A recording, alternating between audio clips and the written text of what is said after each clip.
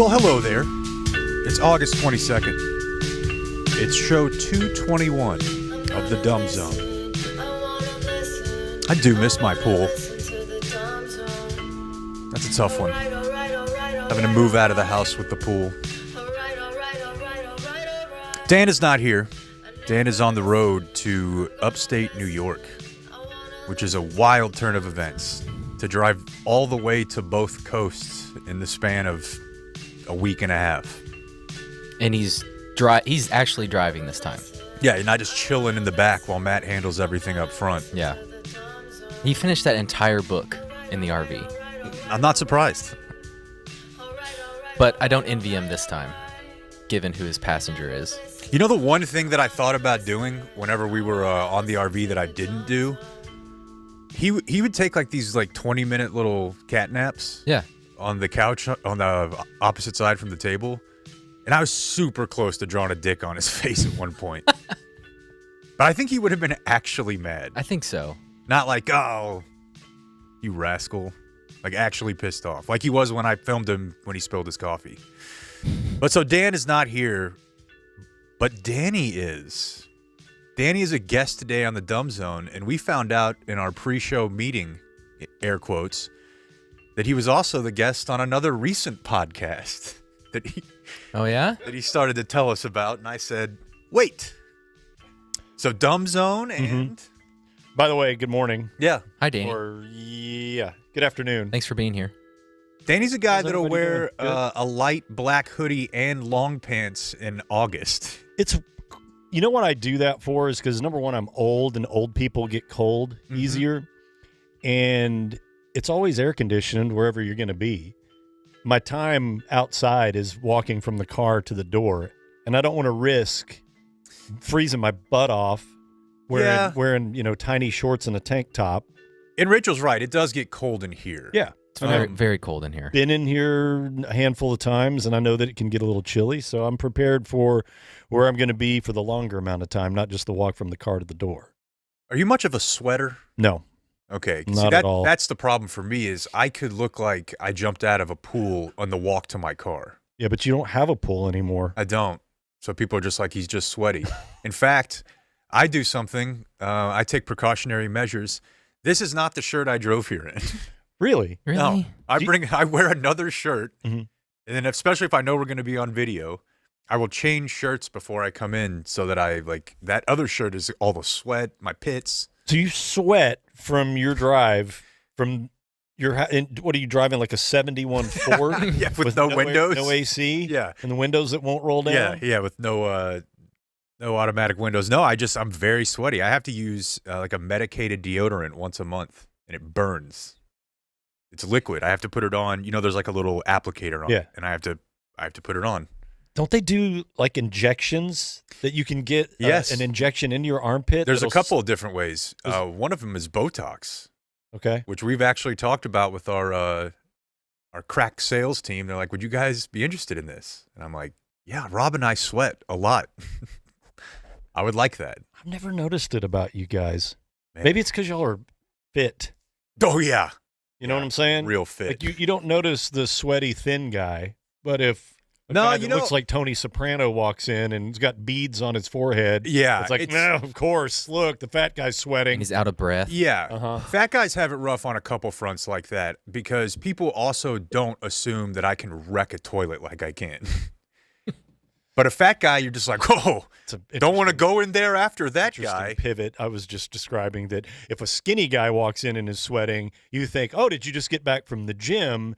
If the fat guy walks in and is sweating, you say, did you just walk from the elevator? Right, yeah. But what I'm saying is that if me and a fat guy both walked out of, the number 2 zone and it's terrible, they're going to assume it was him who made it terrible. Yeah, yeah. It's just not fair. Meanwhile, you have the anus of a moose. Yeah. Right? It's kind of sad when you realize just how deep into a relationship you are and I guess some people never get to the fart place. I'm not there, and I will never be there. I got there pretty quickly, and now I just don't care. I've been in one relationship where that was okay, and I was young. And I have not since, where I will go to. I'm like a fucking Navy SEAL Yeah. when it comes to being secretive about going number 2. Okay.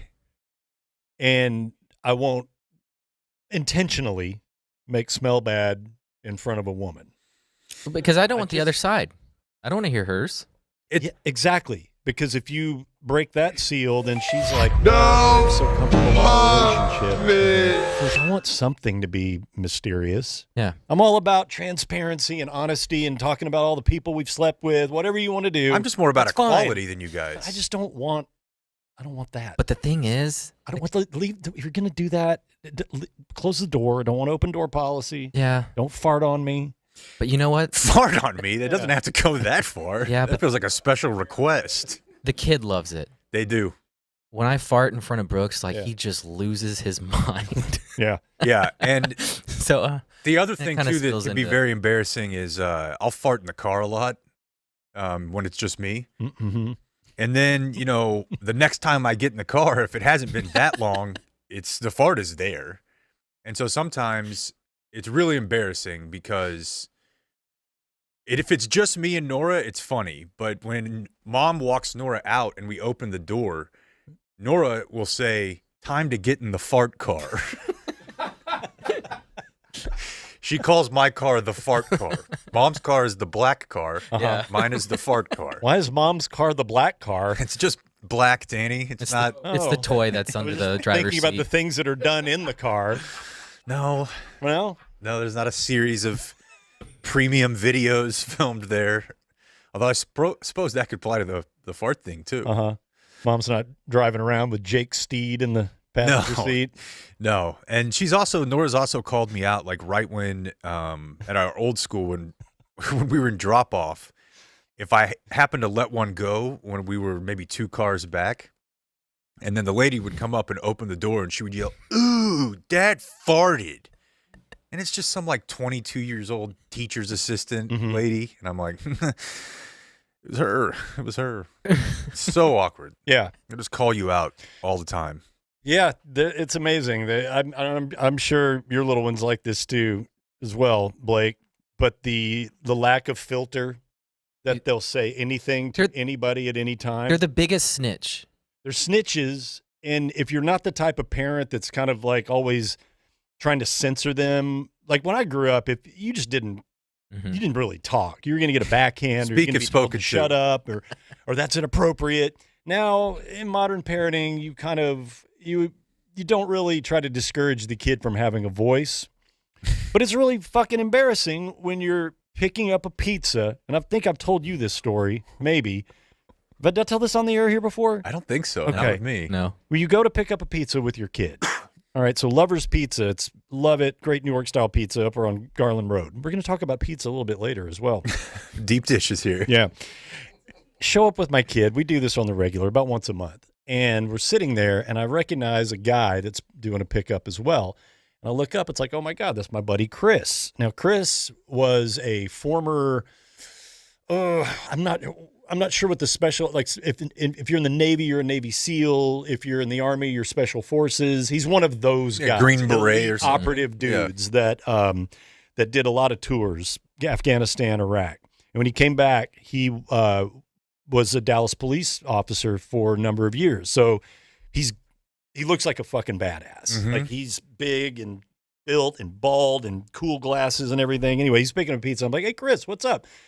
And he turns around and he'd never met Malcolm before. I hadn't seen him in years. They just start talking. I'm like, hey, Malcolm, Chris used to be a police officer. So Malcolm is fascinated with jail. Of right course. now. Yeah. Yeah, he wants to know who's in jail. Are scary guys in jail? What do you have to do to get in jail? And he will say quite openly, I want to go to jail. So he's telling Chris, it's like my friend, this Chris, police officer, he's like, I want to go to jail. And Chris says, oh, yeah, okay. Well, you might not. There's a lot of bad people in jail, and start talking about jail. And he looks at Chris and he goes, I want to see your penis. What? And he said it so loud that heads turned in the pizza place, and it's a sit-down restaurant. Heads turned and we're like, what the hell? And it's my little boy standing up looking at this large bald man saying, Show me what you got. I want to see your penis. And he said it loud. Where did he get this? I don't know, because he was probably like at Penis height. penis level and just happened to look straight ahead. It's like, I mean, I want to see it. Yeah. See my dad's. Yeah. About it. What are you packing? Yeah. So Chris goes, well, if I did that, they'd probably put me in jail. Yeah. Which is the perfect comeback. Yeah. And yeah. But yeah, I'm just sitting there going, are you kidding me? I've always been worried. We've talked about this before. I've always been worried that if, let's say, we have a nurse or a nurse practitioner who is not white, that the kid will bring it up. But it's never happened. I guess they just don't, they don't think about it. I think if they grow up in Her class was pretty diverse at Montessori, so she just never. But I'm like, this lady comes in. She's very large. She's black. I think as long as they don't hear that distinction being made at home from their parents, right, or people that they're exposed to, I don't think they pay any attention to that. Yeah, you're probably right. For the most part. You're probably right. Yeah. So tell us about your most recent podcast appearance. So a friend of mine, Tony, has linked up with these two other guys, and I think they're all former Dallas residents and were affiliated in the music scene industry here for a number of years, like back in early 2000s. And one of them moved to Austin, I think, and then another guy is in San Francisco, and they do a podcast on Christian rock I think it's called God Gave Rock and Roll to You. And I don't think it's dropped yet. I don't think our episode's dropped, but Tony, we were chatting one day, and he asked me if I'd be interested in being a guest. And I was like, hell yeah. I'd do it in a heartbeat, because I've got a pretty extensive background growing up around all that. So I did like an hour and a half with those guys and just talked about what my scene was with being exposed to it, how the hardcore indoctrination attempts, as a young kid. You and I have talked about the camps. Yeah, church camps, VBS. Yeah, Vacation Bible School, where they would bring in people from other church markets that were maybe self-proclaimed experts on this stuff. That we had this one session where this guy came in and taught our Bible study or Bible school or whatever it was about all of the perils of listening to rock music and playing songs backwards and backwards masking and what album covers really meant. And it was all bullshit. Of course. Like 100% bullshit. But just all of that world and how exposed to it I was. And my favorite part about it was, I tried to buy in. You're getting these records, your youth director says, well, I know you like Foreigner and AC/DC. Well, these guys rock too. And you see the picture and it's like, I don't know, man. There's a guy with a keytar, and there's a fat Asian dude with a vest, and that guy's got a mustache. He's got a mustache. He's bald. Because back in the day, you'd buy your records based on how cool the band looked a lot of times. Or how dangerous the logo was. Exactly. Yeah. Yeah.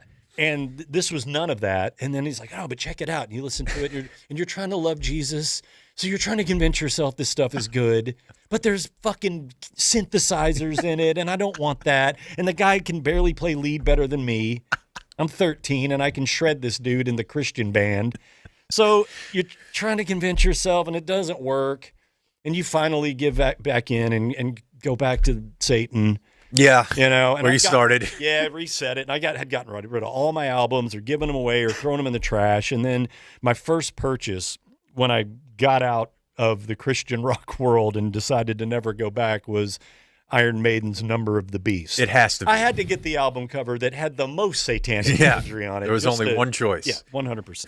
Yeah, that's that was cool. Yeah, God Gave Rock and Roll to You, I think is what it's called. It should be out. Very interesting. Yeah. So fun. I grew up in the era where the non-denom churches had figured out that the only way they could sell it to us was the guys could not look like the guys that had the keytar and the vest. They did so much better at marketing Christian music, and for your generation, your age demographic, whatever.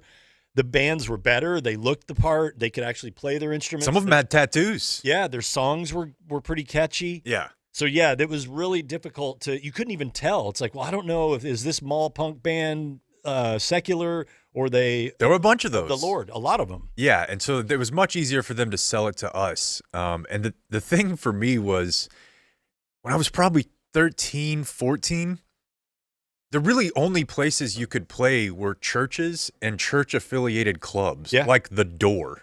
You remember there was The Door in Fort Worth. The Door in Dallas was not as churchy, but The Door in Fort Worth, you know, they would let you play. Yeah. And if you just had a demo. Russell Hobbs venues, I believe. Is that the name of the guy? That sounds really familiar. Yeah, yeah. And it was interesting because it was religious-based, and cover was $10. And I believe I remember the club keeping 8 or 9 of that. So I'm like, that doesn't seem that charitable. You know, we got 50 people to show up here and made $50. Right.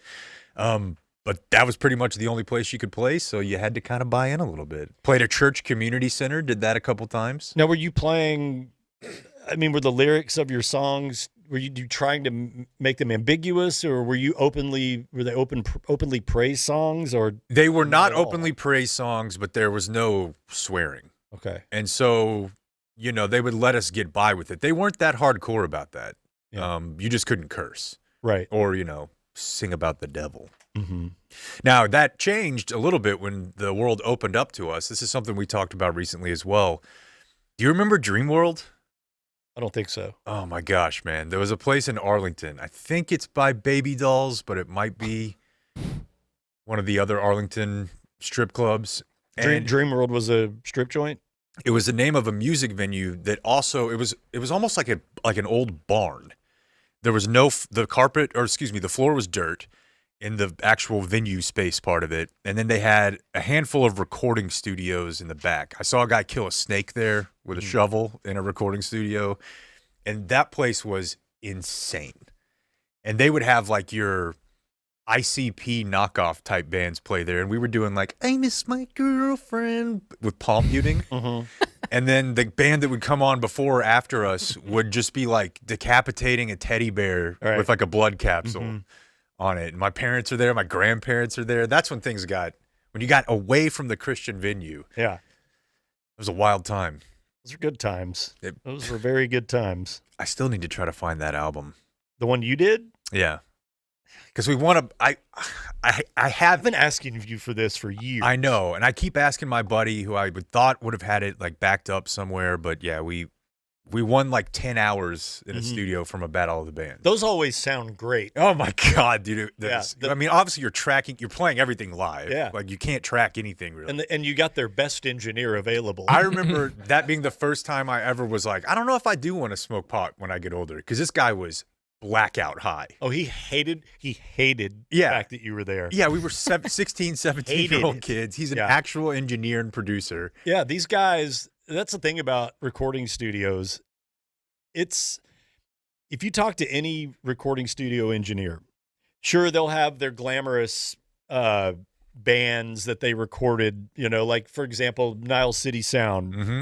For every Leon Bridges that gets to work there, there's 15 dentists that have a guitar that show up. They can pay for the hours. Not only do they have a guitar, they can, their checks don't bounce. Yep.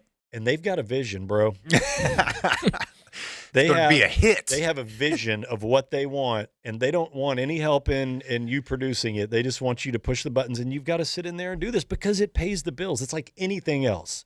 We sell our souls in so many ways on a daily basis, and you just mine life for those nuggets that feel authentic, you know? So like I said, it's for every Leon Bridges. There's so many more of those, the guys that you have to have in the studio just to pay the bills. And you guys were one of those things. And they weren't even getting paid. They were donating their time for some raffle. Yeah, or like to Buzz Oven. Yeah. They probably got it's like, oh, it's going to be great exposure for your studio.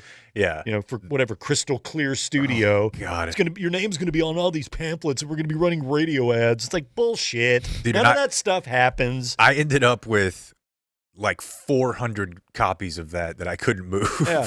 Like we might have sold 100.